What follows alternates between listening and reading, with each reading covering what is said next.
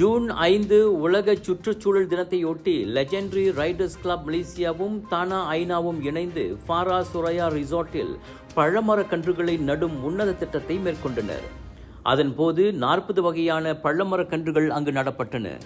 பசுமை காப்போடு வன விலங்குகளுக்கு பாதுகாப்பான வாழ்விடங்கள் கிடைப்பதை உறுதி செய்யவும் மரம் நடவு அவசியம் என்பதை உணர்த்தும் வகையிலும் அந்த நல்ல முயற்சி மேற்கொள்ளப்பட்டது.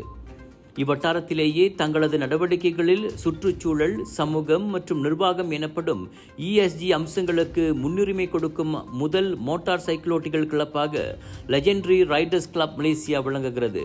பொழுதுபோக்கிற்காக மோட்டார் சைக்கிளோட்டுவதோடு நின்று விடாமல் drive ESG in every ride என்ற தாரக மந்திரத்தோடு இந்த பசுமை புரட்சியை அக்கிளப் முன்னெடுத்துள்ளது. இவ்வேளையில் மரம் நடுவதன் அவசியம் குறித்த விழிப்புணர்வை ஏற்படுத்தும் முயற்சியில் நீங்களும் மரம் நடலாமே என்ற சவாலையும் அவர்கள் தொடங்கியுள்ளனர். நீங்க உங்க வீட்டில் ஒரே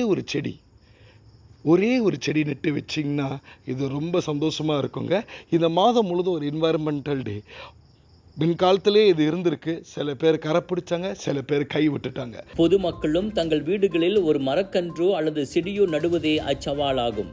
அவ்வாறு மரக்கன்றுகளை நடுபவர்கள் அவற்றின் புகைப்படங்களை சமூக ஊடகங்களில் பதிவேற்றி the legendary riders club Malaysia, வணக்க மலேசியா ஆகியவற்றை டேக் செய்யலாம். இயற்கை பாதுகாப்பு நோக்கிலான இச்சவாலில் ஏராளமானோர் பங்கேற்க ஊக்குவிக்கப்படுகின்றனர்.